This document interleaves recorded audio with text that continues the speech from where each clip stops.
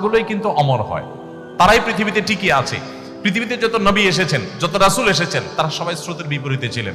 তাদের কথা সমাজের অনেক নবী আছে, তাদের কথা সমাজের 1% মানুষও শুনে নাই, অনেকের কথা সমাজের 5% মানুষও শুনে নাই। যারা শুনে নাই, যারা মূলধারা ছিল, যারা স্রোতে ছিল, তারা হারিয়ে গেছে খড়কুটোর মতো। নবী রাসূলরা এখনো টিকে আছে। ফেরাউনের নামে কেউ নাম রাখে না, কিন্তু মুসার নামে মুসলমানরাও নাম রাখে, খ্রিস্টানরাও নাম রাখে, ইহুদিরাও নাম রাখে। আপনি যদি দেখেন হামান, কারুন, নমরুদ, তাদের কারোর নামে কেউ নাম রাখে না, কিন্তু ইব্রাহিমের নামে খ্রিস্টানরা, ইহুদিরা আব্রাহাম রাখে, আমরা ইব্রাহিম রাখি। অর্থাৎ সারা পৃথিবীতে সমস্ত ধর্মের মানুষের কাছে প্রায় সমাদৃত। যারা স্রোতের বিপরীতে চলতে শিখে তাদের কষ্ট হয়, এই কষ্ট করে বুক টান টান করে স্রোতের বিপরীতে দাঁড়িয়ে বাধা বহুত আসবে, পেটে লাথি পড়বে, খাবার আসবে না, ক্যাশে টাকা আসবে না, ব্যবসা লাঠে উঠবে, বহুত কিছু হবে, কিন্তু আমি আমার আদর্শে কম্প্রোমাইজ করবো না। আমি মুসলমান, আমাকে আল্লাহর সামনে দাঁড়াতে হবে। ব্যবসা শুধু এখানে যদি থাকতো তাহলে ঠিক আছে, যা ইচ্ছা তা করতাম। ব্যবসা তো এটাই শেষ না, আসল ব্যবসা তো শুরু হবে আমার মৃত্যুর পর। সো আমি কি করছি তার প্রত্যেকটা টাকার হিসাব আমাকে পাই পাই করে দিতে হবে, যে আমি কি সৎভাবে কামাই করেছি না অসৎভাবে কামাই করেছি। সো এই জায়গায় আপনারা কম্প্রোমাইজ করবেন না। কঠিন কাজটা বিনিময়ে তো আল্লাহ তাআলা জান্নাত দিবেন। ইমানদারের বিষয় নবী করিম সাল্লাল্লাহু আলাইহি ওয়াসাল্লাম বলেছেন, আজাবান লি আমরিল মুমিন, ইমানদারের পুরো বিষয়টাই অদ্ভুত। ইন্না আমরাহু কুল্লাহু খায়র, ইমানদারের সবকিছুতে কল্যাণ। ইন আসাবাহু খায়রুন শাকারা, ইমানদার যদি ব্যবসা করে লাভবান হয়, কোনো কাজ করে সাকসেস হয়, তাহলে সে আল্লাহর কাছে কৃতজ্ঞতা আদায় করে সিজদায় পড়ে যায়, শুকরিয়া জানায়, ক্রেডিটটা আল্লাহকে দেয়, নিজে ক্রেডিট নেয় না।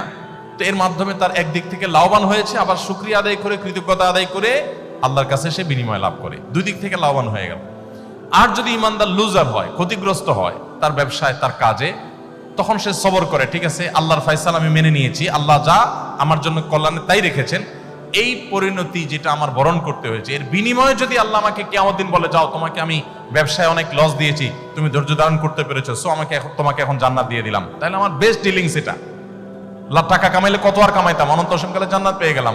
অতএব বিপদে যদি সে সবর করে, ফাকানা খায়রাল্লাহ, সেটাও তার জন্য কল্যাণের হয়। আপনারা যদি সততার সাথে ব্যবসা করেন, ব্যবসা যদি লাভবান হন, শুকর আদায় করবেন আল্লাহ তাআলা, তাহলে ডাবল লাভ হবে। আর যদি কোনো কারণে সততার সাথে চলতে গিয়ে লুজার হন, তো আপনি সবর করবেন, তাতেও আপনার সবরের বিনিময়ে জান্নাত নিশ্চিত হবে ইনশাআল্লাহ তাআলা। সো আপনার হারাবার কিছু নাই, আপনার হারাবার কিছু নাই। মনে রাখবেন, আপনার সন্তানকে হালাল খাওয়ানোর চেষ্টা করবেন। আমাদের মায়েরা আজকাল 2, 3, 4 বছর বাচ্চাদের পিছনে খাবারের বাটি আর চামচ নিয়ে যেভাবে দৌড়াদৌড়ি করে, যেভাবে চোর পুলিশের মতো দৌড়াদৌড়ি করতে থাকে, ছুটোছুটি করতে থাকে, এর শিকিবার চেষ্টাও যদি মায়েরা বাবারা করতেন, যে সন্তান যেন হালাল খায়, খাওয়ানোর জন্য যতটা অস্থির, তার 4 ভাগের 1 ভাগও যদি আমরা অস্থির থাকতাম সন্তানকে হালাল খাবারের ব্যাপারে, যে হারাম যেন না খায় আমার সন্তান, আমার ব্যবসা হোক আর না হোক আমি হারাম খাওয়াবো না, এই চেষ্টা যদি করতেন, তাহলে আমাদের জীবনটা স্বর্ণের হয়ে যেত, সোনালী সমাজ, সোনালী পরিবার আমরা পেয়ে যেতাম। আমাদের সন্তানরা আমাদের চক্ষু শীতল করত, এই সন্তানদের দেখে দিলটা জুড়িয়ে যেত। এখন দিল জুড়ায় না। বেশিরভাগ পরিবারে, বেশিরভাগ মা বাবার অশান্তির কারণ হলো তাদের সন্তানরা, কারণ হলো আপনি হারাম খাওয়াচ্ছেন। দেখুন, হারাম এমন একটা জিনিস, এটা আপনি ঢুকাবেন নিজের শরীরে, নিজের পরিবারের সদস্যদের শরীরে, এটা কাজ করবেই করবে। গুলি মিস হতে পারে, এটা মিস হবে না। আপনি একটু পিছনে চলে যান, আমি সবসময় এক্সাম্পল দিই, একটু পিছনে 10 বছর, 20 বছর, 30 বছর আগে চলে যান। এখানে যারা 40+ বয়স আছে, আপনি আপনার শৈশবে চলে যান। আপনার সাথে আপনার বাবা মার যে বোঝাপড়াটা, এখন আপনার সন্তানের সাথে আপনার বোঝাপড়া কিন্তু এত ভালো না। আরো যদি পেছনে চলে যাই, তো আরো ভালো দেখতে পাবো। আমাদের চাইতে আরো যারা সিনিয়র আছেন, যারা 50+, 60+ আছেন, তারা তাদের শৈশবে চলে যান। আপনি আপনার বাবা মাকে যতটা শ্রদ্ধা করতেন, আপনার সন্তানকে আপনাকে ততটা শ্রদ্ধা করে? আমরা আমাদের শৈশবে আমাদের বাবা মার কথা যতটা মানতাম, শ্রদ্ধার সাথে নিতাম, এখন কি আমাদের বাচ্চারা আমাদের কথাগুলো সেভাবে নেয়? কারণ কি? আমার বাবা মা আমাকে তো জামা একটা বেশি 2টা কিনে দিতে পারে নাই। আপনার বাবা মা তো আপনাকে ছোটবেলায় যা চাইছেন তা কিনে দিতে পারে নাই। একটা বেশি 2 তরকারি দিয়ে আপনাকে ভাত দিতে পারে নাই আপনার মা। অথচ আপনি তো আপনার ছেলেকে এখন 2টা কেন জামা, 4টা 5টা একসাথে কিনে দিচ্ছেন। আপনি তো আপনার বাচ্চাকে কোনো দিকে তাকাইলেই সেটা কেনার জন্য পাগল হয়ে যাচ্ছেন। আব্বু কি খাবা, কি তোমার লাগবে, এটা জিজ্ঞেস করতে করতে মুখ দিয়ে ফেনা তুলে ফেলছেন। আপনার ওয়াইফ তো 1 তরকারি না 5 তরকারি দিয়ে খাবার দিয়েও বাচ্চাকে খাওয়াতে পারছে না। এত খাবার দিচ্ছেন, এত সার্ভিস দিচ্ছেন, এত কষ্ট করছেন, এত কিছু দিচ্ছেন, এরপরও বাচ্চা আপনার কৃতজ্ঞ না, আর আপনার বাবা মা এত কিছু দিতে পারেন না কিন্তু আপনি তাদের প্রতি কৃতজ্ঞ ছিলেন, তাহলে তখন কি ছিল এখন কি নাই একটু মেলাবার সময় আমাদের এসেছে। কিছুই দিতে পারেন নাই তারা, কিন্তু আমরা তাদের জন্য পাগল পড়া, আর এখন এত কিছু দিচ্ছি কিন্তু ওরা আমাদেরকে দেখতেই পারে না। একটু জোর করে কথা বললে তারা রাগ করে, এবার তাদের পায়ে ধরা লাগে। 3-4 বছরের পোলা পান, 5-6 বছরের পোলা পান, একটা বেশি দুইটা ধমক দিলে এরপর মা বাপ তাদের কাছে সরি বলতে বলতে শেষ। ওর তেল মাখতে মাখতে মার দিন যায়, ওর তেল মাখতে মাখতে বাপের দিন যায়, কারণ ওর মুড অফ হয়ে গেছে, ও রাগ করছে, ও রুমের দরজা আটকে ফেলছে, সে রিয়্যাক্ট করতেছে। আমরা কোথায় চলে যাচ্ছি আমরা নিজেরাও ভাবছি না।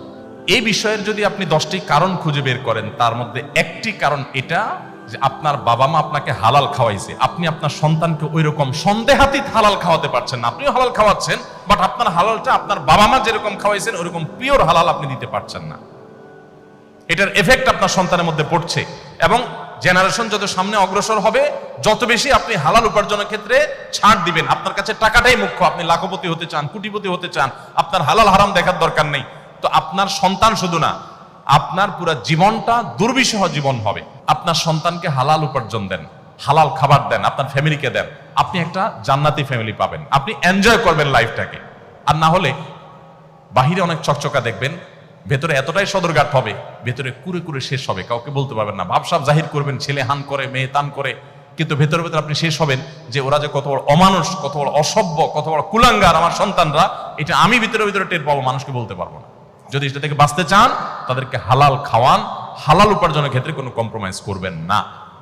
আত-তাজিরুস সাদুকু মা'আন নাবিয়্যিন ওয়াস সিদ্দীকিন, যে সমস্ত ব্যবসায়ীরা ব্যবসার ক্ষেত্রে সততা অবলম্বন করেন, কিয়ামতের দিন তারা নবীদের সাথে, আল্লাহর সিদ্দিক বান্দাদের সাথে, প্রিয় আল্লাহর ওলিদের সাথে তারা কিয়ামতের দিন উঠবে বিশেষ সম্মানিত এবং বিশেষ মর্যাদাবান মানুষ হিসাবে। অতএব সততার সাথে ব্যবসা করার জন্য আমি আপনাদেরকে অনুরোধ করব, আহ্বান করব। এবং সর্বশেষ মেসেজ ছিল আমার, পুরো ফ্যামিলি সহকারে আসুন, আমাদের একেবারে চার্ট করে রীতিমতো শিডিউল করে আমরা সারাদিনের কার্য তালিকা ঠিক করে পরিবারের সদস্যরা সবাইকে নিয়ে আসুন আমরা কোরআন চর্চা করি, হাদিস চর্চা করি এবং ইসলামের দিকে অগ্রসর হওয়ার চেষ্টা করি, প্রতিদিন আমল করার চেষ্টা করি, ভালো মানুষ হওয়ার স্ট্রাগল করি। এবং সেটা পুরো পরিবারের সমস্ত সদস্যদেরকে নিয়ে, এবং পরিবারের সদস্যদেরকে একটু সময় দেন, নিয়ে একটু বসেন, সমস্ত মোবাইল টোবাইল অফ করে, মোবাইল সব দূরে রেখে 10 মিনিটের জন্য বসেন, যে 10 মিনিটের জন্য মোবাইল থেকে দূরে থাকো সবাই। আসো আমরা একটু পর্যালোচনা করি, আমরা আল্লাহ থেকে কে কতটা অগ্রসর হতে পেরেছি, কে কতটা দূরে সরে গিয়েছি, আমরা একটু পর্যালোচনা করি। ইনশাআল্লাহ আমি আশা করি এরকম একটা লাইফ যদি আপনি করতে পারেন, এরকম একটা ফ্যামিলি যদি আপনি করতে পারেন, আপনার ফ্যামিলিটা আপনি উপভোগ করবেন, আপনি এনজয় করবেন। সবাই সততার সাথে এবং সুন্দরভাবে জীবনযাপন যেন করতে পারি। আজকে এখানে হয়তো বাণিজ্যিক উদ্দেশ্যে আপনারা একত্রিত হয়েছেন, জান্নাতে যেন আল্লাহ তাআলা আপনাদেরকে একত্র হওয়ার তৌফিক দান করেন, আমাদের সবাইকে যেন আল্লাহ তাআলা জান্নাতে এভাবে একত্র হওয়ার তৌফিক দান করেন, আমরা সেই দোয়া করি। ব্যবসা আমাদের শুধু দুনিয়ার যেন না হয়, দুনিয়ার ব্যবসাও হোক, সেই সাথে আখিরাতের ব্যবসাও হোক। আমরা দুনিয়াতেও এগিয়ে যাই, আখিরাতেও এগিয়ে যাই। ইমানদারের দৃষ্টিতে শুধু মৃত্যুর আগ পর্যন্ত না, বরং অনন্ত অসীমকালের জীবন পর্যন্ত। সো আমাকে এই জগতে এবং ওই জগতে, উভয় জগতে সফলকাম হওয়ার চেষ্টা করতে হবে। আল্লাহ আমাদের সবাইকে তৌফিক দান করুন। জাযাকুমুল্লাহ খাইর। আস-সুন্নাহ ফাউন্ডেশন, উম্মার স্বার্থে সুন্নাহর সাথে।